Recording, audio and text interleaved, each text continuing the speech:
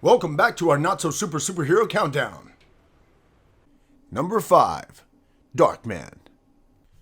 What happens when you tell director Sam Raimi that he can't make the Shadow movie? Well, he makes up his own shadowy hero, of course. Watch as he takes a scientist version of Liam Neeson and turns him into a burned scientist version of Liam Neeson, known as Darkman.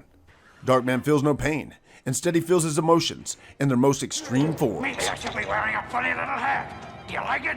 Yeah? See Darkman use a sciencey putty face that he can program to mimic other faces.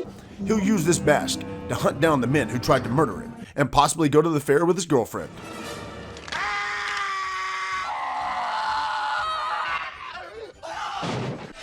This film is action in its harshest, most intriguing form. You'll root for the hero even when he uses the villainous Poindexter for a makeshift street game of whack-a-mole. Raimi makes all the right moves in this grim fandango of a superhero flick, proving one thing for sure. Superheroes don't get much darker than Darkman. Burn in hell. Number 4. The Mask of Zorro.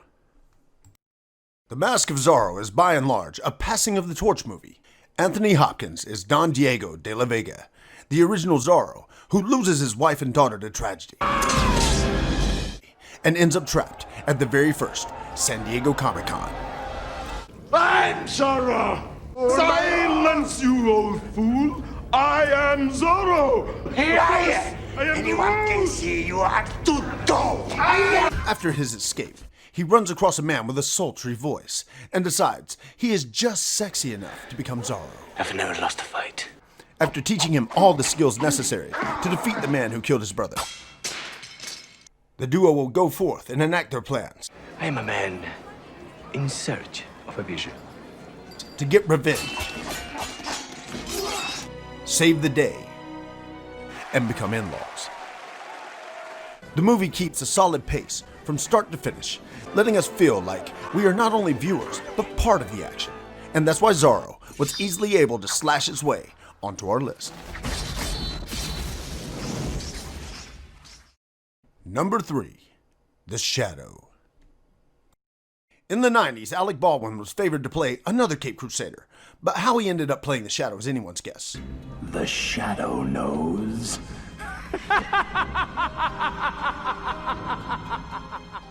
The Shadow begins in the far-off lands of Mongolia, where our hero, Lamont Cranston, goes by the name of Yin Ko and rules the opium trade with a manicured fist. Shoot through him. But Cranston is forced to reform by a mysterious monk named Toku, who keeps a magic flying dagger with a face on it for a pet. Toku teaches him not only to control himself, but to cloud the minds of men. Years later, Cranston returns to New York and fights crime under the vigilante named the Shadow. But Cranston's past catches up to him when a man named Khan shows up and tries to recruit the Shadow for its plans of world domination. The Shadow must stop Khan, court the girl from Big Top Pee-wee, and force the flying face dagger to obey his commands before it kills him. The Shadow is a charming ode to the comics of yesteryear.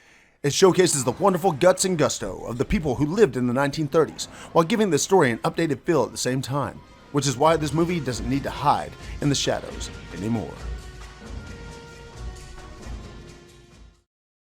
Number 2. Goemon. This blood-soaked historical fantasy is based on the legendary bandit Ishikawa Goemon, a thief that robbed from the rich to give to the poor, just like Kevin Costner. Goemon discovers a strange box during one of his robberies, but discards the box thinking it to be empty. But after learning that the box holds an important secret, returns to find that it is the key not only to his past, but also to his country's future. Blazing special effects make this movie a must-see for action film junkies.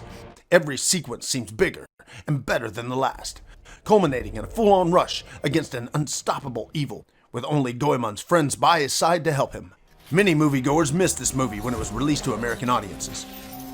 But given the chance, we guarantee Goemon will not only keep you on the edge of your seat, but it will steal your heart as well. And our number 1 not-so-superhero movie spot goes to Blade. Blade was the first superhero movie to ever make waves at the box office, yet sadly goes unnoticed by many.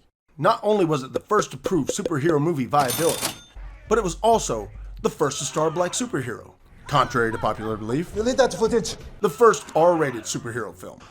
And the first to make vampires' super sexy lifestyles something to aspire to. Sadly. The movie introduces us to Blade, a half-human, half-vampire, created when his mother was bitten while he was still in her womb. This gives Blade all the vampire's strengths, yet none of their weaknesses.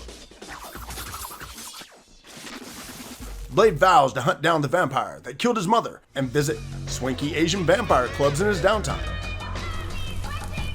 With the help of Whistler, his father figure and mentor, Catch you fuckers at a bad time? they will try and save the life of Dr. Karen Jensen and stop Deacon Frost from bringing about the resurrection of the vampire blood god. With highly stylized visuals and breathtaking action scenes, Blade easily stands the test of time. For those who have already seen it, Blade is one of the greats. But for those who missed it, trust us when we say, Blade is a movie that gives you all the superhero you can handle, but it's the human side of Blade that cuts you to the core. And that's it for our list of not-so-superhero movies. Thank you for watching, and we hope you enjoyed it. If there's any movies you disagree with or wanted to see on the list, be sure and let us know in the comments section. Hey there, friends, foes, and all those in between. If you guys want to see more content from us, make sure you subscribe, ring that bell for notifications, and if you have any comments or questions that you really want to know, leave them down below, and we'll see you guys next time.